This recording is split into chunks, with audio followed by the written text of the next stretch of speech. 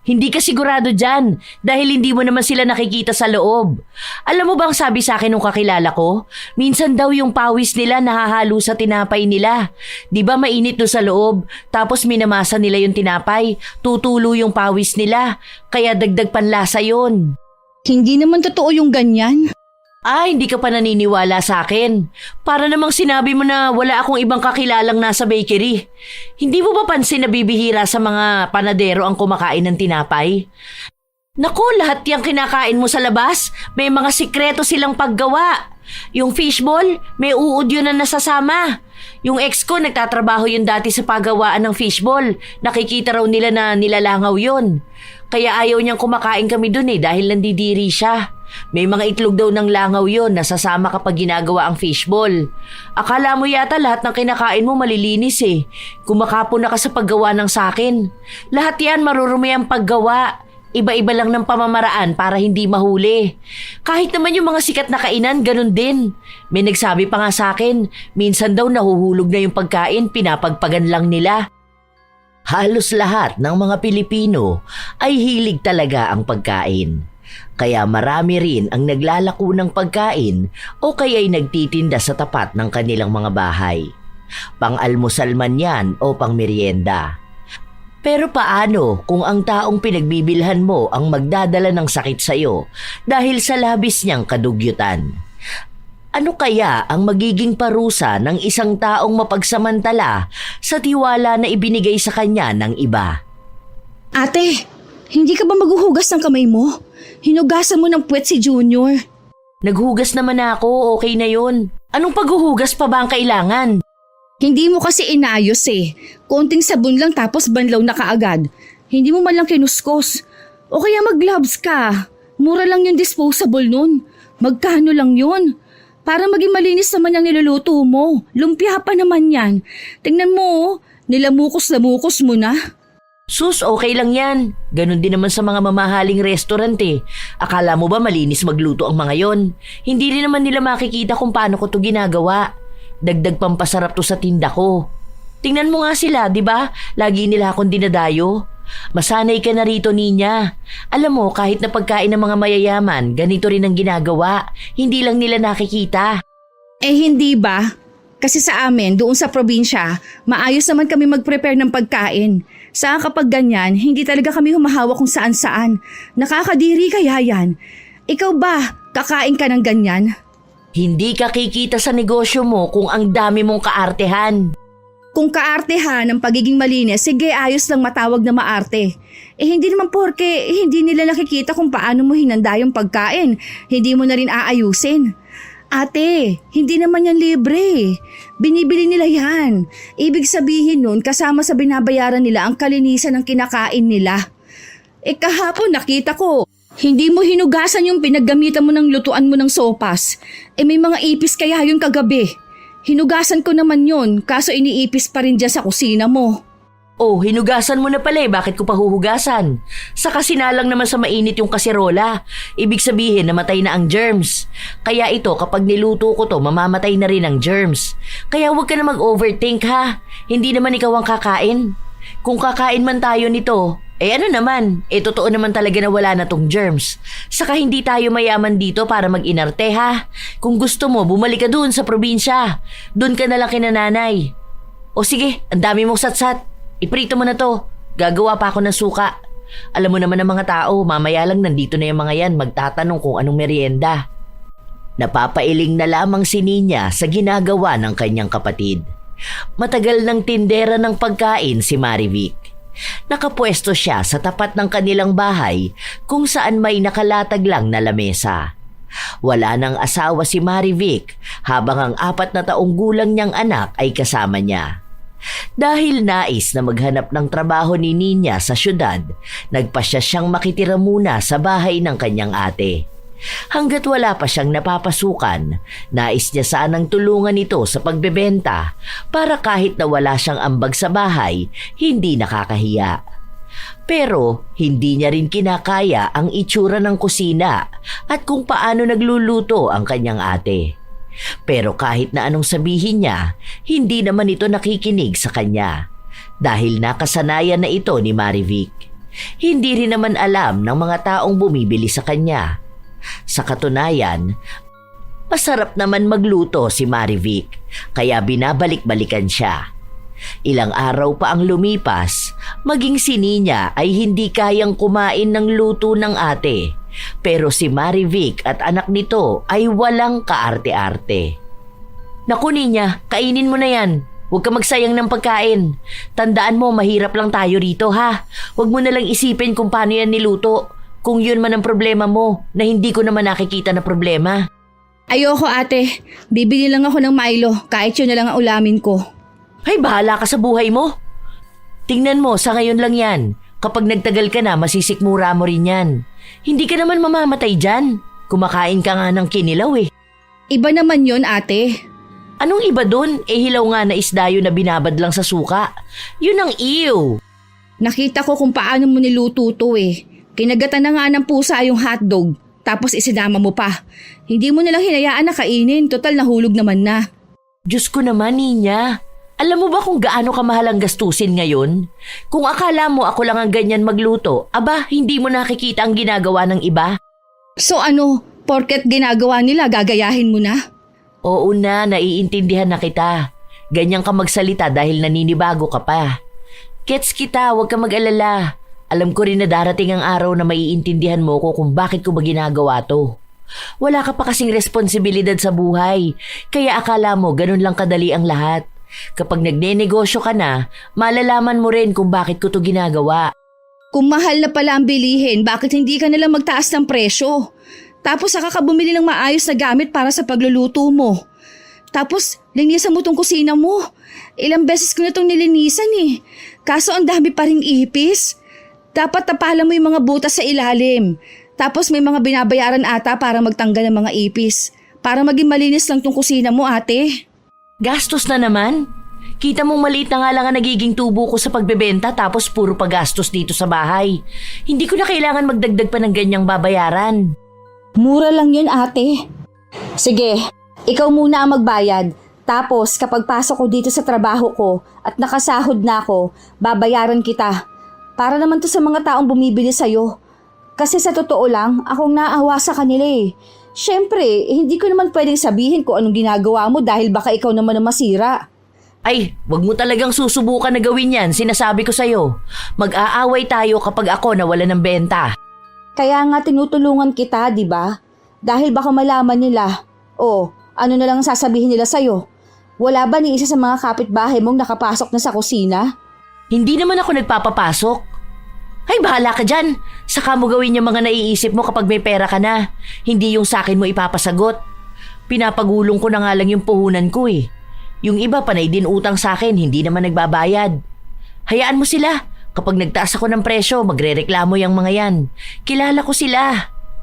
Kahit na anong pilit ni Nina sa kanyang kapatid, hindi siya pinakinggan nito. Ilang araw pa ang nakalipas, nagkaroon na ng trabaho ang dalaga sa isang patahian, kung saan kilala rin ang kanyang ate. Bumibili pala ang mga yon kay Marivic. Malapit lang naman ang bahay nila sa lugar kung saan nagtatrabaho si Nina. Be, kung sakali, bukas makakadala ka kaya ng pangmeryenda rito. Hindi ko po alam kung anong oras magluluto si ate. Ubusan ng mga tinda ng ate mo eh. Paano kaya kung magpa-order ka rin dito? Para hindi na tayo lalabas kung sakali man. Kayo ba, gusto niyo ba ng merienda bukas? Order na lang tayo sa ate ni Nina. Sige po, sabihan niyo na lang ako. Sandali, magtatanong ako kay ate kung anong iluluto niya bukas. Pero kung sakali man na marami kayo mag-order, baka magluto na lang yun. O sige, send ka sa GC. Gagawa ako para sa pag-order ng pagkain. Pwede ring pang lunch kung sakali o almusal ano. Karamihan kasi sa amin, dito na kumakain eh. Nakakatuwa mang isipin na madadagdagan ang taong bibili sa kanyang ate. Nakakalungkot na hindi niya masabi kung paano ba yun niluluto ni Marivic. Ayaw naman niyang masira ang negosyo ng ate niya. Ngayon na dumarami na rin ang bumibili sa kanyang ate, dapat lang mapanatili niyang malinis. Hindi pwede na may maisasamang buhok o kaya ay paan ng ipis na nangyari noon. Mabuti na lang at nakita niya kaya naalis niya. Pag-uwi ng bahay, may dala siyang pamatay ng ipis. Oh, ito ate. Kapag tapos natin kumain, mag-spray ako ha. Para naman mamatay na yung mga ipis. Ang bibilis pa naman nila magparami. Uy ate, ano ba naman yan? Bakit may tambak na naman dyan? Eh di ba ang sabi ko, huwag ka maglalagay ng basura dyan dahil dyan mo nilalapag yung mga pagkain niluluto mo. Nilinisan ko na yan eh. Oo nga, pero aalisin ko naman yan mamaya. Maghuhugas ako ng plato pagtulog ni Junior. Ako na maglilinis ng kusina at baka hindi mo rin naman malinis na maayos. May mga binili na akong gamit dito ate. May gloves ka na rin ha. Gamitin mo naman to, lalo na kapag maghahalo ka ng pagkain. Hindi yung nagkakamay ka. Tapos kakamot ka kung saan-saan o kung ano-anong hahawakan mo. Para lang malinis. Ang dami mong gastos. Kung sana yung pinambili mo, binigay mo na lang kay nanay, di ba? Nagbigay naman na ako sa bahay. O ito, para to sa kalusugan ng mga tao na bibili sa'yo. Yung mga katrabaho nga gusto na magpa-order eh. Okay sana yon, dagdag kita sa'yo kaya ayokong mapahiya sa kanila. Ay, hindi ka naman mapapahiya sa luto ko. Sa luto mo, hindi talaga. Pero sa klase ng pag-aasikaso mo, hindi. Baka mamaya may maisama kang itlog ng ipis sa palitaw. Nung nakaraan, nakita ko may paa ng ipis. Ayoko namang makita nila na ang dugyot, di ba? Makakatulong naman to sa'yo, te. Hindi to gastos. Dahil para to sa mga taong bumibili sa'yo. Dami mo talagang arte. Nang matapos silang kumain, inisa-isa ng dalaga ang paglilinis sa kusina. Binabad niya ang mga kaserolang paglulutuan, ang mga sandok at iba pang kubyertos. Dahil nakatiwangwang lang sa kusina, alam ni Ninya na ginagapangan yon ng mga ipis. Ew, ang dumi naman itong lagay ng mga kutsara. May tai pa yata ng daga. Ano ba naman tong si ate? Hindi naman siya ganito pinalaki ni nanay. Alam niya naman na maarte sa ganito si nanay eh. Makita lang na may ipis na gumagapang, lahat na ng plato kailangang hugasan at ibabad sa mainit na tubig. Ay, hindi kaya ng isang gabi ang paglilinis sa kusina niya. Susunod, bibilihan ko ng lagayan ng mga plato to para may takip. May anak pa naman siyang bata. Tapos ganito ang pinagagamit niya sa bata. Akong nai-stress sa kanya. Ginawa na lang ng dalaga kung ano ang makakaya niya para malinisan ang buong kusina. Hindi niya natapos lahat, lalo na't pagod na rin siya at may pasok pa siya kinabukasan. Ang dami ring naglabasang ipis sa ilalim ng lababo matapos niyang gamitin ang binili niyang pamatay ng mga ito. Kinabukasan, maagang nagising ang dalaga. Naabutan niya ang ate na naghahanda na ng lulutuin para sa mga nag-order sa kanya. Kita mo na, mas maganda kapag malinis, hindi ba? Bukas wala akong pasok. Yan namang sa ilalim ang lilinisin ko. Oh, saan mo nakuha yan ate? Ano yan? Wala akong makitang toothpick eh. Kaya ito na lang sa walis tingting. Pantusok lang naman para hindi maghiwalay kapag prinito. Ate, walis tingting talaga? Seryoso ka ba? Ang dumi niyan. Ginagamit natin yan sa banyo. Ano ba naman yan? Para namang mamamatay ka kapag hindi ka lumapit sa mga marurumi. Ang OA mo naman. Hindi naman to yung sa pinangwawalis natin. Yung sa taas ko to kinuha ha. Saka hinugasan ko to. Tapos isinama ko sa prito. Di ba mamamatay ang mga germs sa kumukulong mantika? Pwede ka namang gumamit ng ibang bagay ate. Ang dami mong arte, maligo ka na. Ilan ba ulit ang order sa'yo? Magpapasobra ako ng 2. Baka may iba pa sa kanila na may gusto eh. Tapos chat mo ko kung ilan ang mag-o-order ng merienda mamaya. Magluluto ako ng bilo-bilo. Yung maayos naman ate. Huwag mo lamutakin yung bilo-bilo. Yung alam mong malinis na kayang kainin. Kaya namang kainin ah. Ako nga nakakain ko eh. Ikaw lang naman ang puno ng kaartehan. Akala mo naman kasi pinanganak kang mayaman. Para namang hindi ka kumain ng lupa nung nasa probinsya tayo. Naku, kung iiwas ka sa germs, baka maging sakitin ka. Ay, nai-stress ako sa'yo. Hindi na alam ng dalaga kung paano pa nga ba niya pagsasabihan ng kapatid. Kung hindi naman ito nakikinig sa kanya. Mas pinipili pa rin kung ano ang gusto kahit na hindi naman tama. Ilang araw pa ang nakalipas, palagi na lang pagod si Nina, lalo na kapag tambak ang tinatahi niya. Kaya hindi na siya nakakapaglinis sa kusina. Dahil doon, naulit na naman na dumami ang mga ipis. Hindi naman pinapansin ni Marivic dahil sinasabi niya na kahit naman patayin niya, hindi naman nauubos ang mga ipis. Minsan pa nga ay ginagapangan ng pagkain na nasa lamesa, lalo na kung hindi ito tinatakpan ni Marivic. Kapag naman nag-aasikaso siya, minsan ay may mga langaw. Hindi na niya binubugaw dahil marami raw. Kaya naman ni minsan ay hindi kumain si Nina ng gawa ng ate niya. At mukhang napansin yon ng kanyang mga katrabaho. Hindi po. Sawa na kasi ako sa ganyan. Dati rin po sa probinsya namin, ganyan palagi ang niluluto sa bahay. Tapos kapag uwi ko, may mga natitira pong pagkain kaya yun ang kinakain ko. Ay, sa bahay, oo nga pala. Kahit nga yung mga nagtitinda sa panaderia, hindi rin kumakain ng tinda nila dahil sawa na sila sa tinapay. Akala ko, ayaw mo dahil hindi maganda pagkakagawa Hindi, joke lang. Matagal na akong bumibili ng merienda sa ate mo. Lalo na kapag lumpia ang ginagawa niya. Naku, ang sarap kasi ng lasa Minsan lang may buhok. Sabi ko nga po kay ate na mag-hairnet siya. Meron naman po. Kasi minsan hindi na iiwasan na may pumuslit Understandable naman. Kahit nga sa ibang kainan minsan may buhok Medyo nakakadiri lang pero inaalis ko na lang tapos kakainin ulit. Sayang masarap din naman kasi. Tapos ang sarap-sarapan ng pagkakagawa ng suka. Ay oo nga pala, natanong mo na ba ang ate mo kung nagpapa-order siya ng suka? Bibili sana ako. Yung asawa ko kasi mahilig sa sausawan.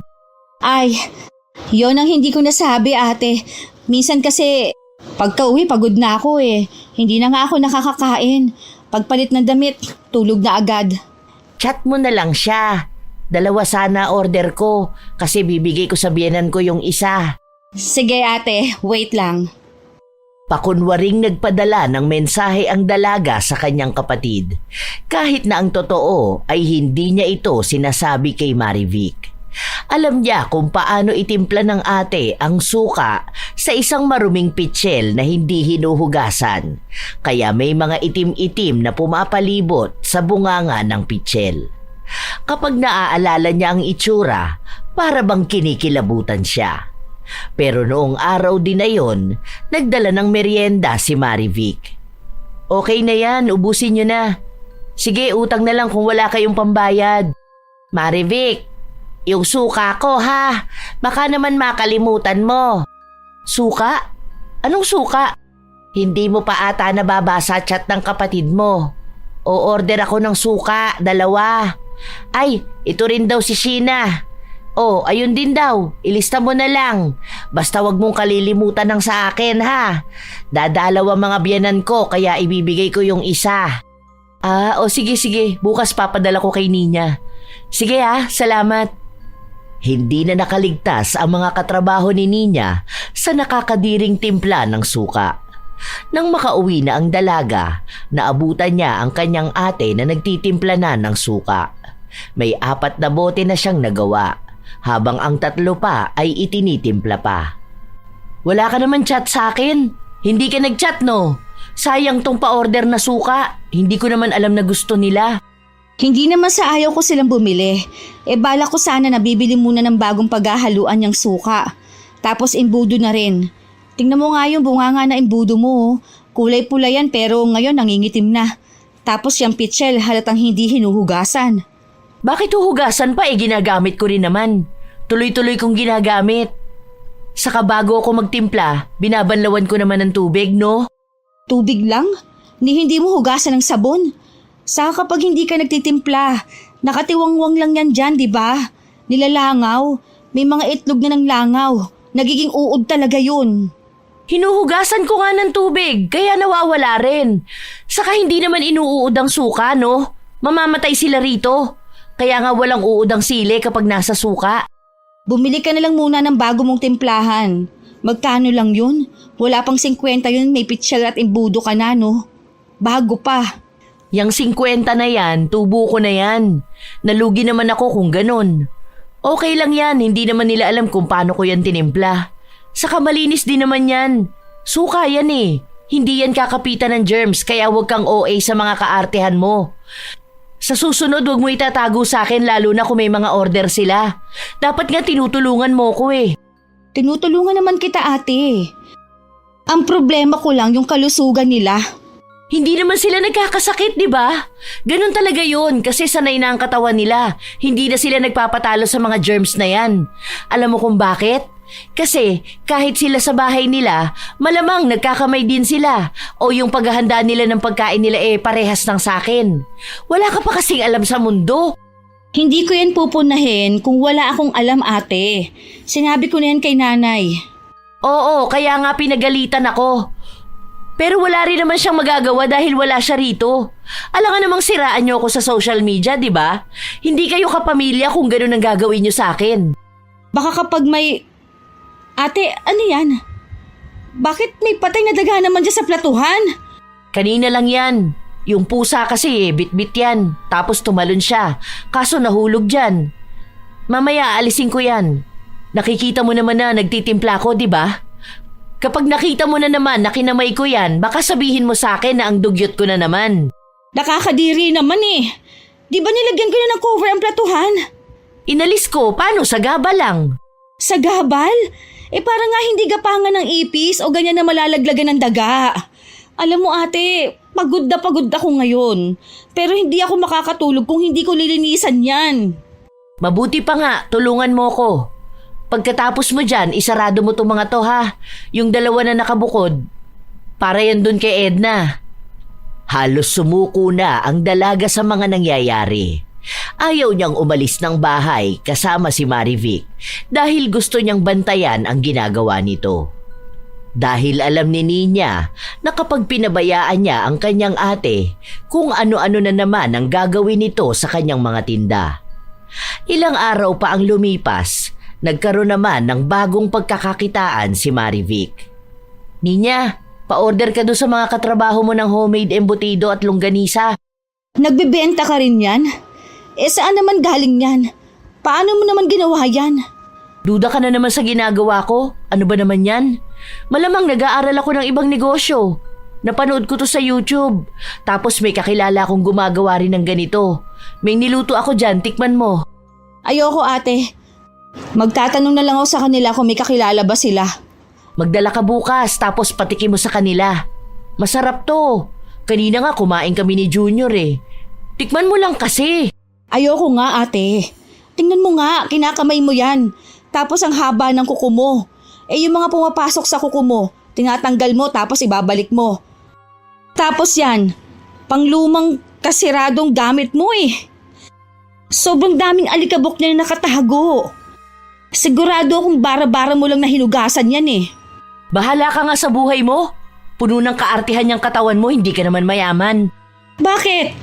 Mayaman lang ba ang dapat nag-iinarte? Kung makakaapekto yan sa kalusugan ko, hindi ako kakain yan. Para namang hindi ka bumibili ng pagkain sa labas ah. Hindi naman talaga. Hindi ka bumibili ng tinapay? Bumibili ako pero alam ko naman na malinis ang pagkakagawa nila. Hindi ka sigurado dyan dahil hindi mo naman sila nakikita sa loob. Alam mo bang sabi sa akin nung kakilala ko? Minsan daw yung pawis nila nahahalo sa tinapay nila. Di ba mainit doon sa loob? Tapos minamasa nila yung tinapay. Tutulo yung pawis nila. Kaya dagdag panlasa yun. Hindi naman totoo yung ganyan. Hindi ka pa naniniwala sa akin. Para namang sinabi mo na wala akong ibang kakilalang nasa bakery. Hindi mo ba pansin na bibihira sa mga panadero ang kumakain ng tinapay? Naku, lahat yung kinakain mo sa labas, may mga sikreto silang paggawa. Yung fishball, may uod yun na nasasama. Yung ex ko nagtatrabaho yun dati sa paggawaan ng fishball. Nakikita raw nila na nilalangaw yun. Kaya ayaw niyang kumakain kami dun dahil nandidiri siya. May mga itlog daw ng langaw yon nasasama kapag ginagawa ang fishball. Akala mo yata lahat ng kinakain mo malilinis Kumakapon na ka sa paggawa ng sakin. Lahat yan marurumi ang paggawa. Iba-iba lang ng pamamaraan para hindi mahuli. Kahit naman yung mga sikat na kainan, ganun din. May nagsabi pa nga sa akin, minsan daw nahuhulog na yung pagkain, pinapagpagan lang nila. Iba naman kasi yung mga ganun, ate. Ano naman ang pagkakaiba nun sa ginagawa ko? Mga negosyante kami. Alam mo ang tawag doon? Diskarte. Kanya-kanyang gawa lang yan basta hindi lang malalaman ng mga taong bumibili. Hanggat hindi naman nila nakikita ang paggawa, hindi sila titigil kumain. Kaya ganun ka rin sa mga bumibili sa akin. Kapag kumakain ka sa labas, hindi mo naman sila nakikita sa kusina, di ba? Sinasama ka ba nila sa loob para tingnan kung paano nila lutuin? Hindi naman, di ba? O, paano mo nasisigurado na hindi nila kinakamay ang pagkain mo? Na nung dinudurog nilang sinangag hindi sila galing ng banyo. Naku, sa kaartehan mong ganyan, baka wala ka na ibang kainin. Kahit naman sa karinderya, akala mo malilinis yun? Baka nga mas marumi pa sila magluto sa akin hindi pa masarap timpla nila. Hindi naniniwala si Nina sa kanyang ate, pero base sa kung paano nga kumilos si Marivic, tila ba nagdududa na siya sa mga pagkaing nabibili niya. Wala pa rin kasing nakakapansin ng kadugyutan ng kanyang ate. Kaya paano kung hindi nga rin niya alam na may ibang pamamaraan ang mga nagbebenta ng pagkain? Natigil na rin siya sa pagbili ng mga pagkain, kaya ang ginagawa na lang niya ay siya ang nagluluto para may baunin siya. Hindi ganon kasarap ang luto niya kagaya sa kanyang ate, pero maayos naman ang lasa para sa kanya. Dahil siya lang din naman ang kakain nun. Ilang araw pa ang lumipas, pumatok din ang bagong binebenta ni Marivic. Be, pa-order ka mo ulit ako ng 3 embutido tapos 2 kilong longganisa ha. Wala na bang ibang tinda ang ate mo? Nagustuhan kasi ni mama yung gawa niyang embutido Tapos mas madali rin lutuin para ipabaon sa mga bata. Alam mo naman, minsan sa sobrang busy ko, hindi ko na maharap ang magluto ng ulam. Yun, pwede na isabay sa kanin. Huwag niyo sanayin mga anak niyo sa ganung pagkain. Kahit pa masarap yun, hindi pa rin healthy. Oo, alam ko na ate kong nagbebenta sa inyo, pero hindi naman ibig sabihin nun na hindi ko na rin kayo pipigilan bumili. Ayos lang sana kung paminsan-minsan lang, hindi ba? Hindi naman din araw-araw yun. Kapag kasi wala na kaming oras ng asawa ko maghanda ng pagkain ng mga bata, yun na lang. Itatabi ko lang sa ref. Sige, sasabihan ko na lang si ate. Saka kung may iba pa siyang tinda, pa-order ha. Napapailing na lamang si Nina sa ginagawa ng kanyang mga katrabaho o ang mga bumibili sa tinda ng kanyang ate. Ngayon kasi na marami nang ibinebenta si Marivic, nagiging sobrang abala nito. Kaya mas lalo niyang hindi nalilinisan ang kusina at mga kagamitan. Isang araw, walang pasok si Nina, kaya siya na ang naglinis ng kusina bago pa man magising ang kanyang ate at magsimula na sa negosyo. Kapag nagising kasi si Marivic, hindi na nito mahihintay ang paglilinis niya. Diyos ko po, kinikilabutan naman ako. Nanlilimahid naman sa dumi itong mga gamit ni ate. Yak, inuud na itong sandok niya Tapos ipapadaan lang sa tubig. Ay, nakaka-stress naman. Kawawa naman talaga mga makakakain nito. Hindi malang iniisip ni ate na pati anak niya pwedeng magkasakit sa ginagawa niyang ganito O ito pa. Tinapalan ko na nga para wala nang makadaang daga Ayan na naman, ang daming tae ng daga. Sinasarili na lamang ng dalaga ang inis na nararamdaman. Pinadali niya ang paglilinis. Binabad niya ang mga lagayan at binanlian din ang mga ito. Sinigurado niyang malinis ang gagamitin ng kanyang ate. Pati itong mga gamit niya sa panimpla hindi man lang takpan, Diyos ko naman. Itong asing nakatiwangwang. Paano kung umihi ditong daga? Ako magkakasakit sa mga nakikita ko Panigurado nito sa loob ng ref ang daming kalat. Mas lalo siyang nawindang matapos na makita ang ilang mga lumang pagkain na hindi inaalis ng kanyang ate. Itinapon niya ang mga yon. Halos maduwal siya sa pandidiri. Ilang sandali pa ay pumasok sa kusina si Marivic. Anong nangyayari sa'yo? Ang dumi ng... Ang dumi ng ref! Hindi ko kinakaya! Hindi naman yan marumi. Hindi! Tingnan mo nga! Mga nabubulok na to mga to! Itong patatas, wag na to! Tingnan mo nga ang kulay, nakakalason pa naman to. Para namang hindi mo to alam, ate. Tinuro na sa atin to noon ni tatay eh. Oo. Hindi ko naman din yan ginagamit. Magluluto sana ako niya nung nakaraan kaso nakalimutan ko na. Natabunan na pala dyan. Paraan ako, magluluto na ako ng macaroni spaghetti. O ano yan? Giniling, malamang. Bakit nakalagay dyan? Pinakuluan ko kahapon bago ko ilagay sa ref. Papakuluan ko na lang ulit ngayon. Hindi na kumibo ang dalaga. Nagpatuloy lang siya sa kanyang paglilinis hanggang sa lumipas ang ilang sandali, nakaamoy siya ng tila bulok. Noong una, akala niya'y galing sa basura pero napagtanto niya rin na ito ang nilalaga ng kanyang ate. Ang baho naman, ate. Hindi pa ba sira yan? Baka naman sumakit ang tiyan nila. Hindi yan. Kaya nga pinapakuluan ko maigi para walang matirang lasa.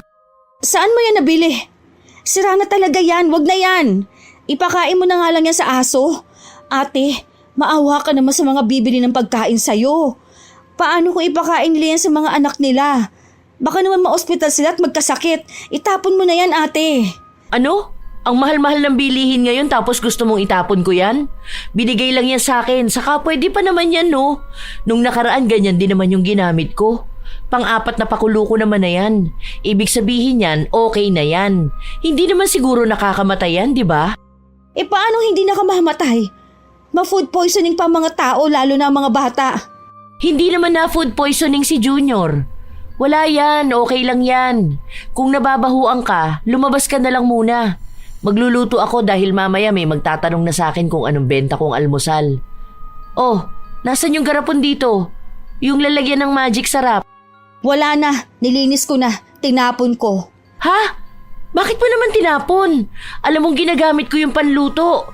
Ang dami pa nun ah. Hindi na yun pwede, ate. Nagtutubig na tapos ang dumi. May maliit na ipis akong nakita. Bumili ka na lang ng bago.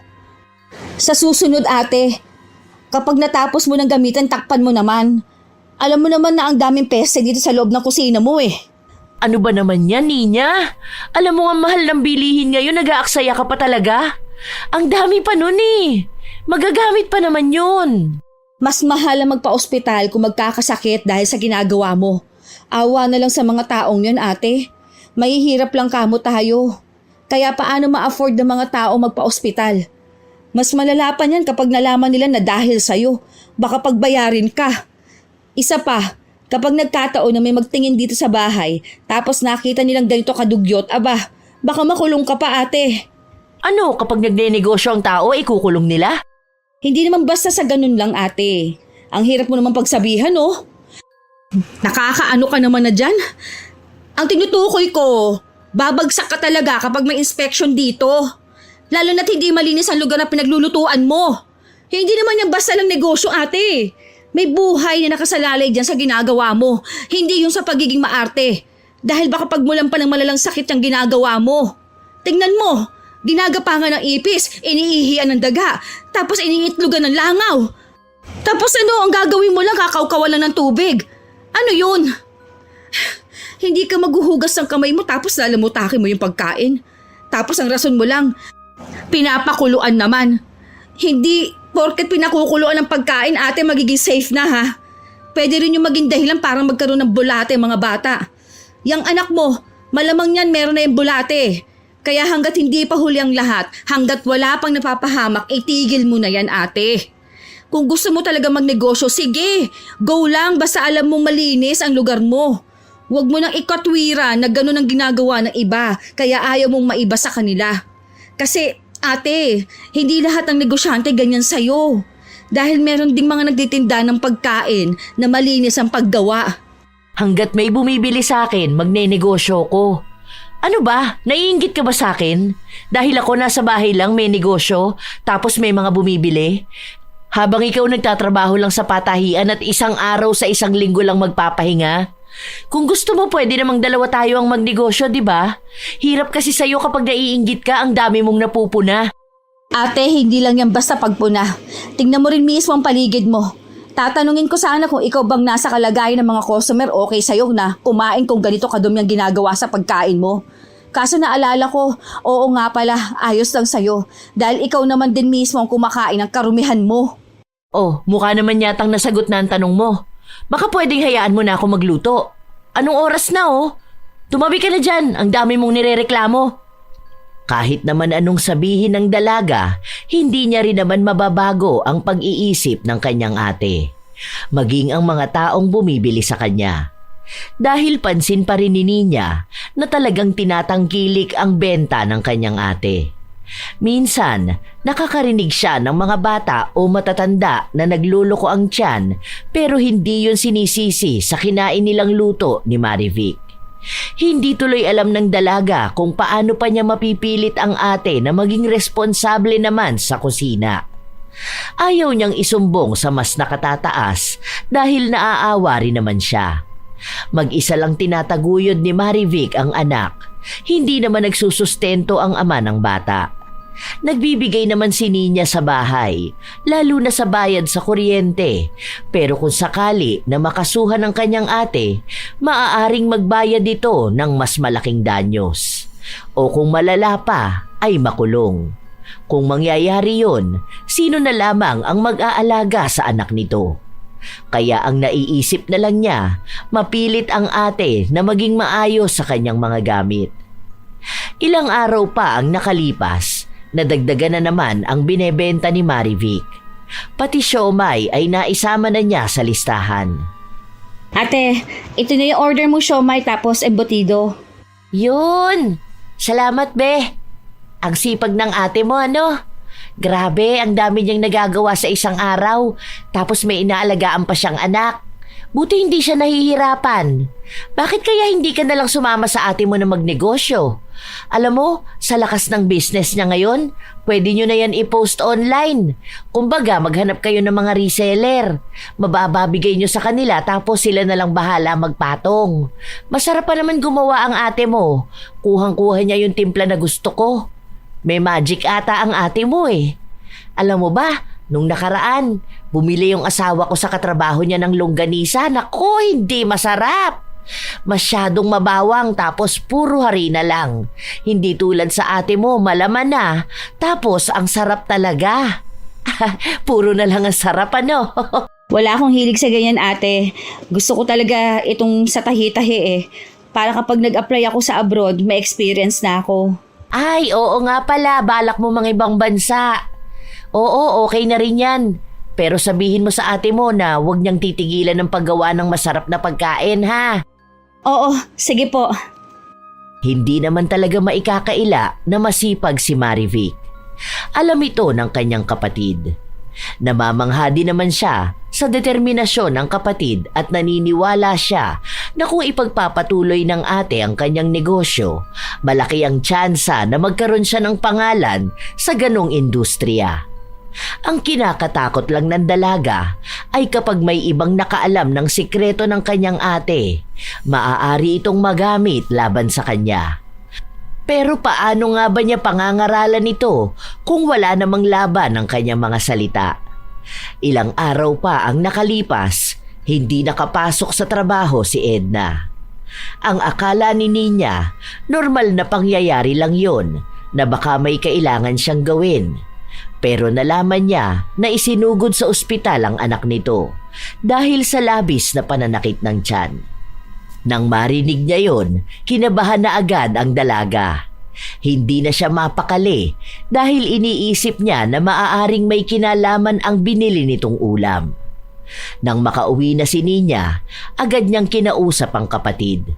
Doon niya nalaman na 3 bata na ang naisugod sa ospital dahil sa siomay na gawa niya. Ate, baka mamaya niya may pumuntang pulis dito. Hindi na nga ako magbebenta ng siomay, di ba? Subok lang naman. Hindi ko alam anong nangyari eh. Sila lang naman ang sumakit ang tiyan. Ako nga hindi eh. O kahit si Junior. Meron din yung ibang mga bata at nakakain. Baka naman may iba silang nakain o may ibang nangyari sa kanila. Ate, alam naman nating dalawa na ikaw talagang may kasalanan nun. Tigilan mo na yan muna. Tingnan mo nga oh. Ayan, nakakalat na naman ang mga sandok mo. Naku talaga ate. Hay, tumigil ka na. Huwag ka na mag-overthink ha. Okay na ang lahat. Hindi naman ako makukulong dahil wala namang magtuturo sa akin. Pwede ko naman sabihin na baka iba ang ginawa ng anak nila. Bakit? Sa pagkain lang ba pwedeng magkasakit ang isang tao? Ha?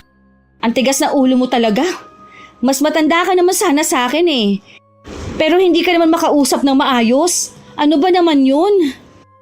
Inis na si Nina sa ginagawa ng kanyang ate.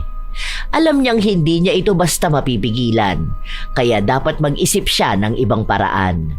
2 araw pa ang nakalipas, saka lang ulit pumasok sa trabaho si Edna, pero halata sa kanya ang pagod at may bit-bit na problema. Ate, ayos ka lang ba? Parang kanina ka pa dyan tuliro ah. Kumusta na ba ang anak mo? Nagloloko pa nga rin ng tiyan niya hanggang ngayon. Nag-aalala ko dahil kasama niya lang sa bahay yung pinsan niya. Nagsuka nga raw ngayon. Hala, kawawa naman. Hindi ka ba pwedeng mag-leave muna? O kaya uwi ka na muna, di ba? Para sana maalagaan mong anak mo. May iniinom ba siyang gamot ngayon? May iniinom naman siya, kaso minsan talaga bigla na lang sumusumpong. Hindi ko na nga alam ang gagawin ko eh. Hindi rin namin alam kung ano bang nakain niya, pero ang sabi, baka marumi ang proseso ng pagkakagawa. Yung anak ko na yon mahilig magkakain sa labas. Nai-stress na ako. Yung pinsan niya rin, ganyan. Pero yon 2 araw lang naman nagtae. Sa kanya, na-ospital na ng ilang araw. Iniisip ko kung talagang tatagal ang sakit niya, baka mag-resign na ako. Iiwas mo na lang muna siguro siya sa ibang pagkain. Oo, sa ngayon puro lang muna siya lugaw eh. May mga sinabi rin yung doktor na dapat niyang iwasan na pagkain. Nahihirapan nga ako ngayon kasi yung mga pwede niyang kainin, yun naman ang mga ayaw niya. Lalo na gulay, nako doon ako hirap. Wala bang mga herbal ganon? Baka yun makatulong sa kanya. Yun nga ang sabi ni mama sa akin. Bukas pa kasi pupunta sa bahay si mama. Kumuha siya nung hindi ko alam tawag doon sa halaman na yun pero ipapanguya sa kanya yung dahon kaso mapait. Alam mo naman ang mga bata, ayaw ng ganon. Hayaan mo ate, magiging maayos din ang anak mo ha. May nakasabay kaming bata, ganon din ang nangyari sa kanya, nagsusuka. Pero yun daw, pagkatapos ata kumain ng siomay dun sa pinagbilan niya malapit sa school. Kaso wala na dun yung nagbebenta. Ang hirap talaga magtiwala sa mga pagkain ngayon, Kaya dapat mag-ingat kayo sa mga kakainin nyo. Huwag na magbibibili kung saan-saan. Mas magandang sa bahay talaga magluto kahit yung mga merienda. Wala nga akong baon ngayon. Anong sabi ng ate mo? Magdadala kaya siya rito? Ha? Wala naman siyang sinabi. May kanin ako rito. Bili lang tayo ng sardinas. Bakit? Hindi na ba nagluluto ang ate mo? Nagluluto pa rin naman pero ngayon kasi parang naging busy siya sa ibang bagay. Kahit ba merienda? Oo, kahit pa merienda. Basta hindi siya nagluluto Ewan ko kung kailan ulit. Huwag ka na lang muna magbibili kung saan-saan. Naku, baka kapag 2 pa kayo ng anak mo magkasakit, kawawa talaga kapag ganun na lang nangyari. Kaya huwag ka na muna magbibili kahit kay ate. Alam mo, iniisip ko nga na ipaalbularyo ang anak ko Alam mo yun, baka mamaya may nagawa yun na hindi namin alam o nakasanggi siya ng hindi nakikita. Totoo ba yung mga ganyan? Di ba ang albularyo para lang sa mga nakukulam? Ganun? Hindi Maraming kayang gawin ng mga albularyo. Hindi ko naman sure kung may nabati nga ba siya.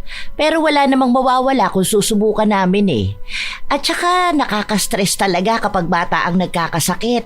Napakahirap alagaan. Lalo na ang arte sa gamot o mga iniinom. Pati sa pagkain hindi maawat. Kapag gusto niyang kumain, ako talagang kakain siya. Pero totoo yung mga mangkukulam? Alam mo, galing akong probinsya pero hindi ako naniniwala sa mga ganyan. Sa amin, meron naman doon sikat na mangkukulam. Ang daming dumadayo sa kanya. Pero kasi ako, never ko naisip magpakulam Pero ewan ko rin ba kung gaano katotoo ang mga ganyan? Oo naman, hindi ko pa rin naman naranasan magpakulam pero kasi alam ko totoo yung ganun. Tita ko nga pinakulam noon. Talagang sobrang sakit daw ng tiyan niya. Alam mo yung parang may mga tumutusok na karayom sa kanya? Ganun daw yung pakiramdam. Oh, meron naman nun sa syudad. Di ba sa mga probinsya lang yun? Wala rin kasi ako napagtanungan yan dito eh. Alam ko kasi mga tao rito hindi naniniwala sa ganyan. Hindi meron na noon, ano ka ba? Sa Quiapo pa lang ang dami na eh. Meron din ako kilala, taga Cubao. Pati dito meron naman. Diyan sa Baclaran. Saan banda? O bakit? Magpapakulam ka ba? Hindi naman. Curious lang ako. Hindi ko kasi alam na pag-gala-gala lang pala ngayon ng mga mangkukulam eh. Tapos nandito pala sa syudad, no? Dati kasi talaga nagtatago pa yan sila. Dahil kapag nahuli sila, susunugin sila. Wala siyang pwesto pero kada umaga makikita mo yun. Mukha siyang pulubi na namamalimos pero kapag tinanong mo siya, marunong yun. Kasi dati, naalala ko, may kasama ako nagpunta sa kanya. Dati kasi dyan ako nag-work sa Double Dragon bago ako mabuntis nun. Yung katrabaho ko, niloko siya ng jowa niya. Tapos ayun, may nagsuggest sa kanya na pumunta nga raw siya sa mangkukulam na yon. Kapag umaga, doon siya nakapwesto malapit sa simbahan. Hindi ko na lang alam ngayon kung andoon pa siya ha. Ayos pala yun. Sa katunayan, alam ng dalaga kung bakit may nabubuong plano sa kanya. At ang plano na yon ay ipakulam ang kanyang ate. Bata pa lamang sila, alam na niyang masama ang magpakulam. Lalo na siyang lumaki sa probinsya. Kahit na hindi siya naniniwala sa ganon, ilang beses na silang pinangaralan ng kanilang mga magulang. At kahit pa ng kanilang lola na wag silang lalapit sa itim na kapangyarihan dahil masama yun. Malaki daw ang magiging kapalit sa kanilang kaluluwa. Pero alam din naman ni Ninya na hindi naman magiging malala ang kanyang parusa kung hindi naman niya ipapapatay ang ipapakulam niya. Noong wala siyang pasok sa trabaho, sinubukan niyang puntahan ang matandang tinutukoy ni Edna. Ang dami namang matatandang pulubi rito. Sino kaya rito? Ang weird naman kung tatanungin ko kung mangkukulam sila, di ba? Baka mamaya mapahiya pa ako. Baka mas scam din ako. Hindi ko man lang tinanong kung anong itsura. May isang matandang lumapit sa kanya at nagtanong kung gusto niyang magpahula. At sa hindi niya mawaring dahilan, itinanong niya kung marunong ba itong mangulam. At sinabi naman ng matanda na marunong nga siya. At yun na lang ang kinapitan ng dalaga. Ibinigay niya ang buhok ng kanyang ate at ang klase ng kulam na gusto niyang gawin dito. Pinaliwanag niya rin ang dahilan kung bakit nais niyang wag masyadong lalaan ang ipapagawa sa kanya. Kasunod naman nun ay sinabi rin sa kanya na huwag niyang papapuntahin sa ospital ang ipapakulam niya dahil doon ito mamamatay, lalo na kapag naturukan na siya ng gamot sa katawan. Tinandaan niyong mabuti ni Ninya dahil malaki ang responsibilidad niya sa anumang mangyayari sa kanyang kapatid. Konsensya rin ang dadalaw sa kanya sa oras na mapahamak ito. Pag-uwi niya ng bahay, naabutan niyang maayos pa naman ang kanyang ate. Nagbabalot ito ng embutido na ginawa niya. Gumala ka? Sino kasama mo? O baka nakipag-date ka? Oo, gumala ako. Pero mag-isa lang ako. Bumili lang din ako nitong spray sa ipis. Ubus na kasi eh. Para sa susunod, kapag may oras ako, maglilinis ako ng kusina. Alam mo ba yung nangyari sa anak ni Ate Edna? Huwag ka na muna magbenta sa kanya ha. Sinabi mo sa kanila na hindi na ako nagluluto? Nagulat ako nagchat sa akin si Carolina. Bakit daw hindi na ako nagdadala sa kanila? Kasi ang sabi mo hindi na ako nagluluto. Bakit naman gano'n na sinabi mo sa kanya? Alam mo naman na hindi ako tumitigil sa pagluluto, di ba? Lalo na kung may order naman sila. Ang dami mo namang sinasayang na order. Ate, ayoko lang naman magaya sila sa anak ni Ate Edna. Alam mo ba na hanggang ngayon nagsusuka pa rin yung bata? Malakas ang pakiramdam ko na dahil sa dumi ng paggawa mo doon sa nakain niya eh. Meron na rin akong mga nabalitaan ngayon na nasusugod sa ospital. Hindi kaya yung nagsusukat tae. Lalo na doon sa mga bata pa talaga. Arte lang ng tiyan nila yun sa una. Pero masasanay din naman sila kapag nagtagal. Tingnan mo nga ako. Nakita mo ba na nanakit ang tiyan ko? Tibayan lang talaga yan ng sikmura. Hindi ako magtataka kapag may pulis na kakatok sa bahay dahil nagreklamo na sila sa pagkain mo. Kung may reklamo sila, hindi tatagal ng ganito ang negosyo ko, ha? Kaya huwag ka na dyan mag-overthink. Walang pulis na kakatok. Tuloy ang negosyo ko. Maraming may gusto ng luto ko. Hindi ko naman problema ang luto mo, ate. Ang sinasabi ko kung paano ka magluto. Yang gamit mo. Yang paligid mo. Alam mo, kung talagang mahal mong pagnenegosyo, alam mo rin kung paano mo aalagaan ang mga taong bumibili sa'yo. Kaso, sa halip na alagaan mo sila, ikaw pang gumagawa ng paraan para magkasakit sila eh. Kapag may nakaalam itong ginagawa mo, nitong pamamaraan mo, mawawalan sila ng tiwala sa'yo. At sa oras na mangyari yon, kahit na ano pang sarap ng pagkain mo, pandidirihan na nila. Kahit na dumating pa ang panahon na magbago ka, wala nang maniniwala sa kalinisan mo dahil marinig pa lang nilang pangalan mo, nakakabit na sa'yo ang karumihan ng gawa mo. Wala namang nakakaalam nito maliban sa ating dalawa eh. Kapag nalaman nila, ibig sabihin sinabi mo sa kanila, di ba? Kaya kung ayaw mo magkaroon ako ng issue sa kanila, baka pwede mo naman itago na lang yung alam mo. Kung sinabi ko sa kanila, edi sana wala na talaga naghahanap ng luto mo. Edi sana malalaman din ni Ate Edna na ikaw ang dahilan kaya ganun siya ka-stress sa anak niya ngayon. Kung hindi ka rin lang naman apektado, wag mo na lang pansinin. Kung wala namang mawawala sa'yo, di ba? Manahimik ka na lang. Ate, hindi ibig sabihin na hindi ako apektado, hindi na ako magsasalita para sa mga taong apektado. Kasi ako ang naaawa sa kanila eh. Gusto lang nilang kumain. Nagbabayad sila ng tama base sa hinihingi mo. Tapos ang kakainin nila, may malaking kapalit sa kalusugan nila. Alam kong malalaman mo lang ang mali sa ginagawa mo kapag ikaw na mismo ang apektado. Hindi pa alam ng dalaga kung kailan ba eepekto ang kulam na pinagawa niya para sa kapatid. Kinabukasan, maagang nagising si Nina dahil ginigising siya ng kanyang pamangkin. Hindi niya alam kung anong nais nitong sabihin sa kanya. Pero alam niya na maaaring may nangyayaring masama kay Marivic. At tama nga siya. Naabutan niya ang kapatid na nasa kusina at nagsusuka. Ate, ano nangyayari sa'yo? Okay ka lang ba? Hindi nga eh. Ang sakit ng tiyan ko. Grabe. Kanina pa ako sumusuka rito tapos hindi naman nawawala ang sakit. Nagpunta na rin ako sa banyo pero wala talaga. Ano bang kinain mo? Yung ulam kagabi na longganisa. Yan ang nga bang sinasabi ko eh. Huwag mo na nga akong pangaralan. Nahihirapan na nga ako eh. Hindi ako masyadong makakilos. Aray, sobrang sakit. Dahil may sakit ang kapatid at wala ring mag-aalaga sa pamangkin, hindi pumasok sa trabaho si Nina. Nagpaalam siya at sinabi na kailangan ng kapatid niyang dalhin sa ospital, kahit na hindi naman niya dadalhin.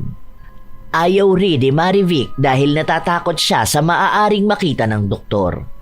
Dahil sa sama ng pakiramdam ni Marivic, hindi siya nakagawa ng para sa negosyo. Nakahiga lang siya habang namimilipit sa sakit ng kanyang tiyan. O ano na? Masakit pa rin ba, ate? Oo. Hindi ko alam kung nawawala ba. Basta, kanina medyo masakit lang tapos ngayon bigla siyang kumulo na parang gutom. Tapos ayan, atake na naman ang sakit. Nautot naman na ako eh. Nagbawas na rin ako pero wala talagang nangyayari. Sobrang sakit pa rin. Pero wag mo akong dadalhin sa ospital ha. Alam mo naman na takot ako. Ano? Ganyan na lang ba? Titiisin mo na lang yan? Baka bukas pwede na ulit ako makatayo. Baka maayos na ako, no? Malay mo ngayon lang to. Kailangan ko lang sigurong magpahinga. Tapos na ako maglinis ng kusina. Maayos na. Wala na yung mga dumi. Ang dami kong tinapon. Kasama na yung laman ng ref. Yung mga bulok na karne. Ano ba naman yan, Nina? Ang sakit! Ano? Manghihinayang ka pa rin ba sa mga yun? Ate, yang nangyayari sa'yo. Baka yan na mismong dahilan kung bakit kailangan mo maging malinis na sa kusina mo. Ate, sa lahat ng bagay, talagang sa pagkain mo pa naisipang maging dugyot. Sa daming parte ng bagay, sa kusina ka pa talaga naging pabaya. Ano? Sana gets mo naman na ako doon sa mga sinasabi ko. O ayan, malamang ganyan mismo nangyayari doon sa mga nagkasakit dahil sa pagkaing binenta mo. Paano ang negosyo ko? Hindi pa naman pwede na. Aray ko naman. Ano ba naman to? Hindi mo na kaya, ate. Huwag mong pilitin ang sarili mo, ha? Hayaan mo. Kapag naging maayos ka na, saka ka bumalik sa pagluluto. Ililipat ko mga gamit sa kusina kasi patatapalan ko yung mga butas para wala ng mga ipis na maglalabas-pasok dito. Tapos yung mga lumang kaserola, itinapon ko na rin pala. Saka yung mga bulok mong gamit. Nais pa sanang umapela ni Marivic pero hindi na talaga niya kaya ang sakit na nararamdaman. Kahit na anong pilit niya, hindi nawawala ang kanyang sakit. Halos umiiyak na rin siya sa tuwing may kung anong namimilipit mula sa kanyang tiyan. Nakakakain pa naman siya pero hindi ganong karami dahil inaalalayan niya rin ang kanyang tiyan. Dahil sa nangyayari sa kanya, malaki ang naging epekto sa trabaho ni Ninya. Hindi niya kasi pwedeng basta iwan ang kanyang ate, lalo pat dalawa lang sila ng 4 na taong gulang nitong anak ang nasa bahay. Isa rin sa kanyang inaalala ay baka may magdala sa kapatid niya sa ospital. Sigurado ka ba na magre-resign ka na? Pwede ka naman ata mag-leave kung sakali. Oo, ate. Hindi ko kasi pwedeng pabayaan si ate eh. Hindi ko rin naman kasi alam kung hanggang kailan siya ganun. Nakakahiya naman dito dahil matatambakan kayo ng trabaho. Kawawa rin siya ano? Ano kaya yung naging sakit na ganyan? Pasalamat na nga lang ako sa Diyos na gumaling na rin ang anak ko. Alam mo ba, muntik na rin ako mag-resign. Baka may virus na kumakalat, no? Hindi ko alam, ate. Basta ang alam ko lang, dapat nag-iingat palagi sa kinakain. Sige po, aalis na ako ha. Baka umiiyak na naman si ate sa bahay. Katulad ng iniisip ng dalaga, umiiyak nga ang kanyang ate nung nakauwi na siya. Hindi na raw kasi tumigil ang paghapdi ng kanyang tiyan. Mayat maya na rin siyang nasa banyo. Minsan sumusuka rin siya. Baka sa mukha niyang hirap na hirap siya. Nagbabalat din ang kanyang mga labi. Malamlam ang mga mata at namumutla. Hindi ko na talaga kaya to, Ninya. Alam mo, kanina nung sumuka ko, akala ko mamamatay na ako. Sobrang hapdi ng tiyan ko. Wala akong maisuka kaya ang asim ng lalamunan ko. Tapos kulo ng kulo ang tiyan ko. Sobrang sakit talaga. Sobrang nanghihina ako. Dito na lang ako sa bahay para may bantay ka. Para may mag-alaga na rin kay Junior. Anong pagkakakitaan natin? Pwede naman ako magluto. Hindi nga lang kasing sarap ng luto mo. Pero kapag mga merienda, okay na yon. May natutunan naman ako kay nanay eh. Lalo na kapag mga kakanin o puto. Malaking tulong na rin yon. Dahil magkakapera tayo kung magkakabenta ako.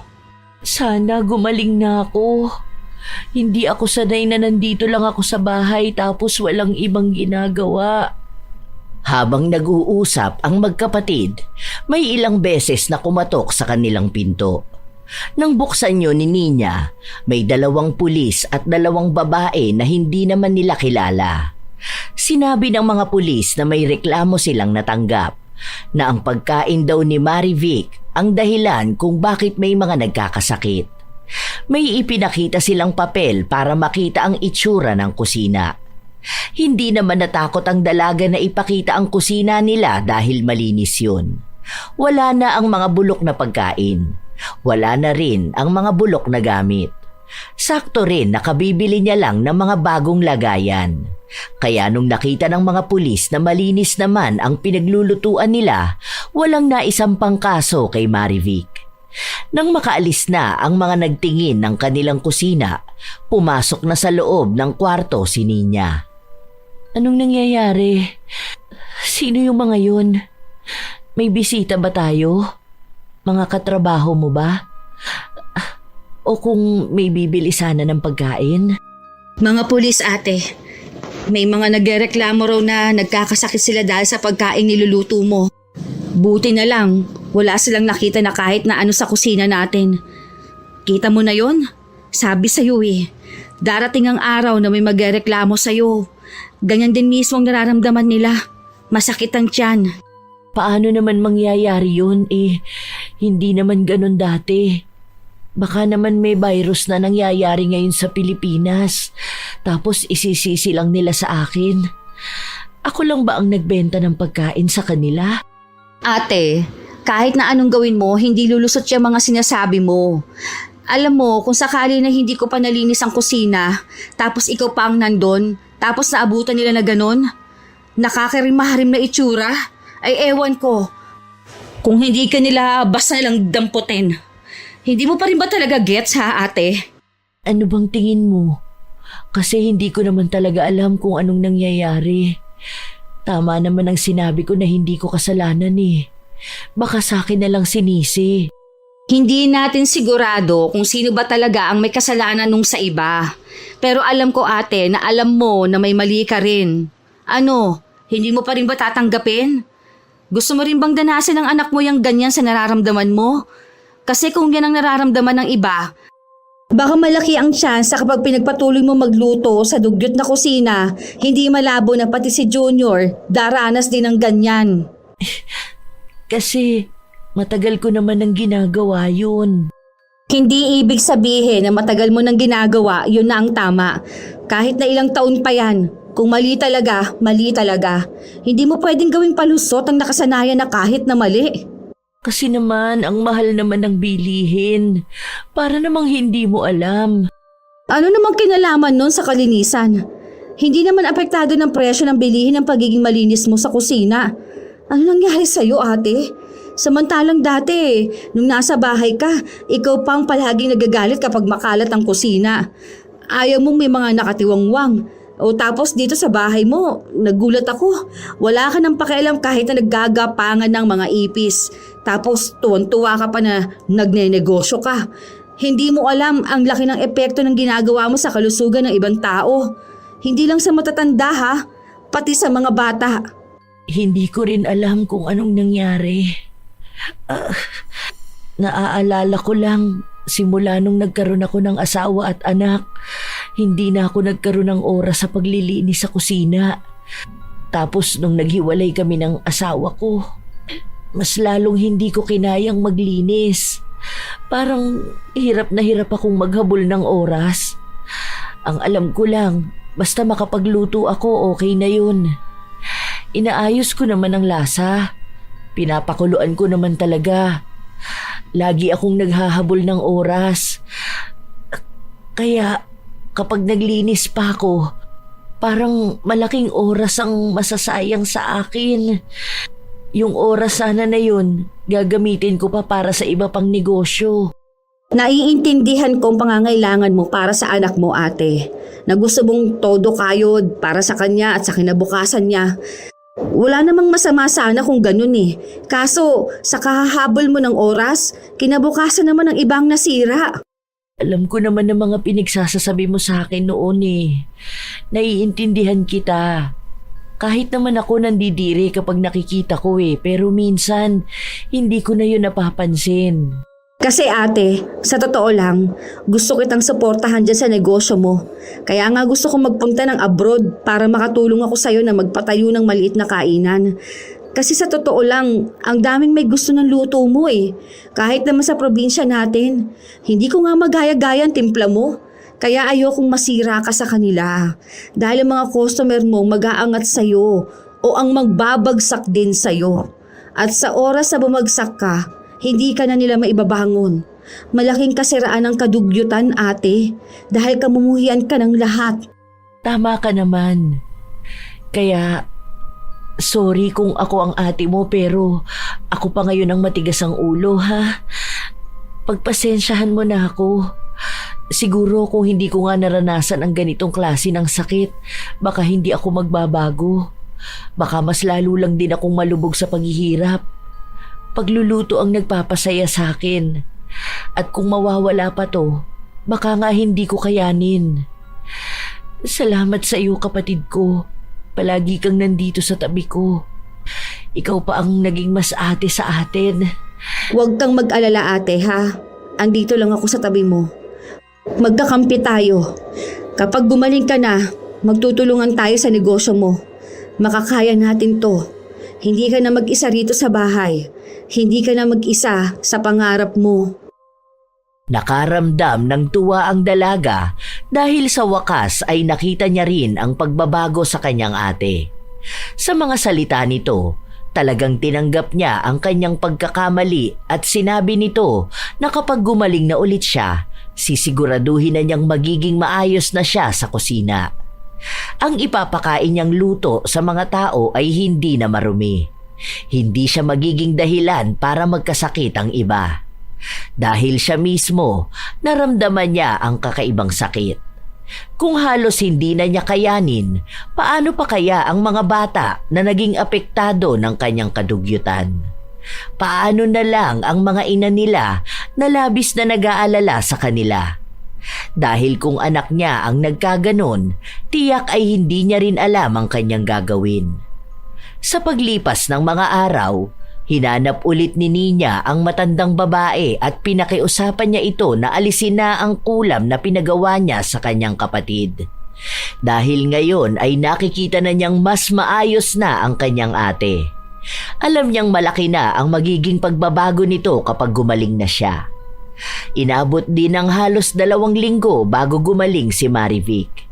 Hindi pa siya ganon kagaling dahil minsan may pagkakataon na biglang hihilab ang kanyang tiyan. Pero hindi naman katulad noon na namimilipit talaga siya. Muling bumalik sa negosyo si Marivic at tinuturuan niya rin ang kanyang kapatid. Ate, ito, gumawa ako ng page para kung sakali na malapit lang tapos gusto nila magpa-deliver ng pagkain, mga merienda, ganon. Alam ko marami dito na gusto rin ng mga ganyan eh, lalo na yung mga nag-work sa company. Ano yan? Pwede ba yan? Sino magde-deliver niyan? Ako rin ba? Paano yan kapag magluluto ako?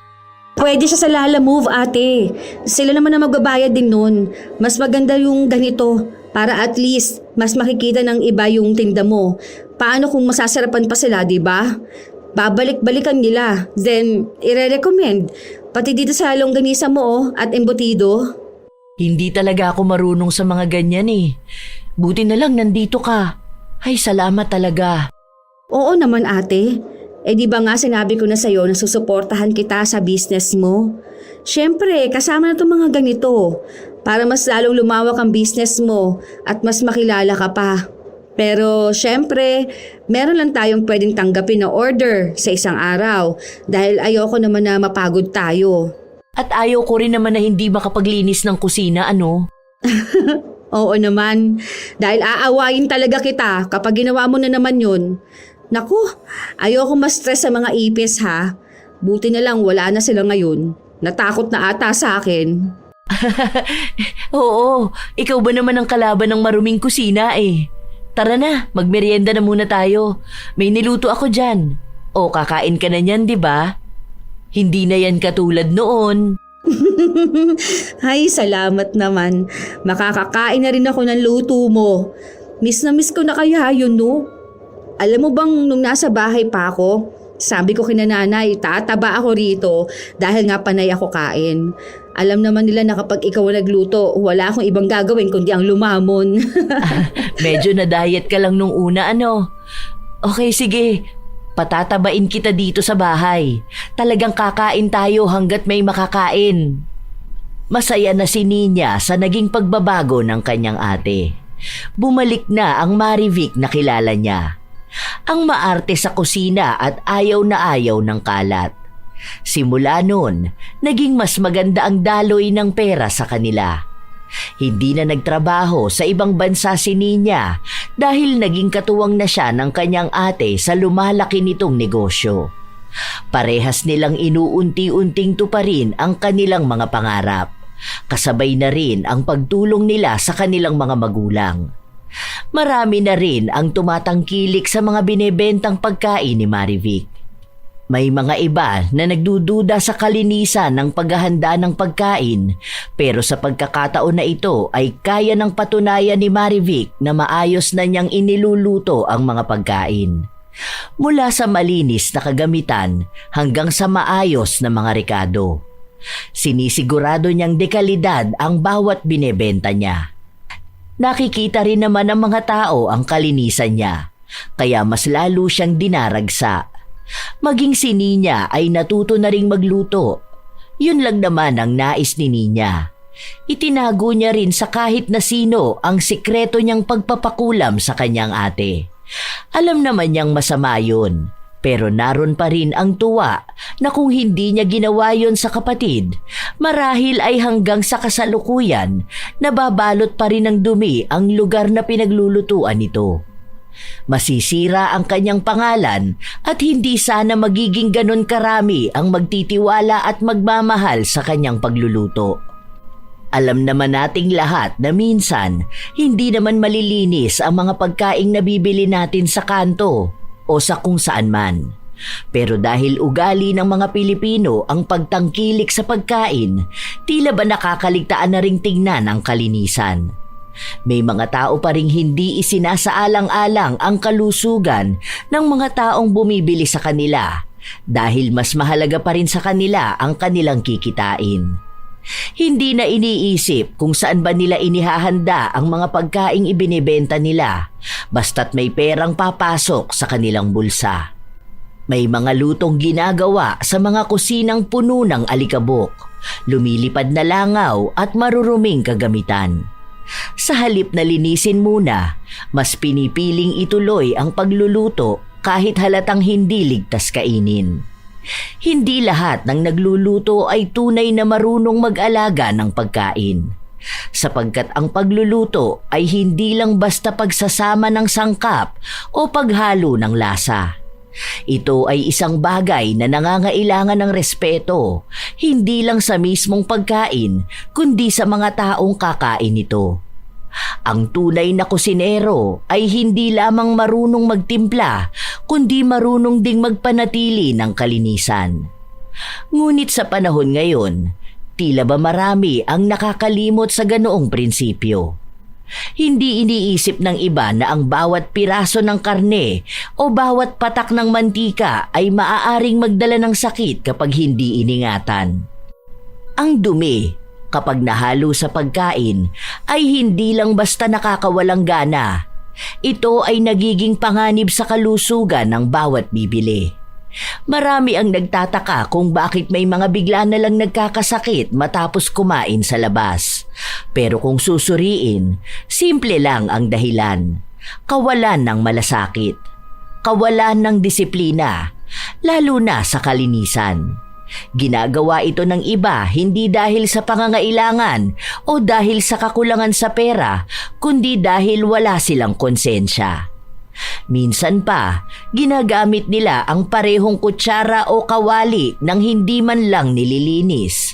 Ipinagpapatuloy nila ang ganitong gawain dahil alam nilang may bibili pa rin dahil mura, dahil mabilis, dahil nakasanayan na ng mga tao. Hindi man lang iniisip na bawat maruming kutsara, malaki ang epekto sa kalusugan ng iba. Ang kalinisan ay hindi dapat ipinagwawalang bahala. Sa bawat kusina, dapat ay may disiplina, sapagkat dito nagsisimula ang tunay na kalidad ng pagkain. Paano mo masasabing masarap ang isang putahe kung ang pinaglutuan nito ay puno ng kalawang o lumang mantika? Paano maipagmamalaki ang iyong niluto kung ang mga kamay mong humawak dito ay hindi man lang hinugasan? Ang totoong masarap na pagkain ay hindi lang nakukuha sa rekado o timpla. Ito ay nasa paraan ng paggalang mo sa mismong proseso ng pagluluto. Tandaan na ang maruming kusina ay isang pagsalamin sa maruming konsensya. Alam ko mga apo na marami sa atin ang hilig talagang bumili ng pagkain sa labas. Wala namang masama doon.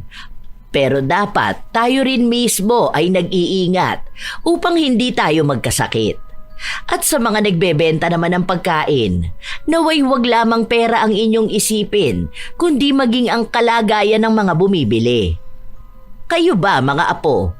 Nakaranas na ba kayo ng tindera na katulad ni Marivic? Ibahagi niyo rin ang inyong opinyon at natutunan sa ating bagong kwento. Shout out sa ilan sa mga masusugid na tagapakinig ng mga istorya ni Lola Telang.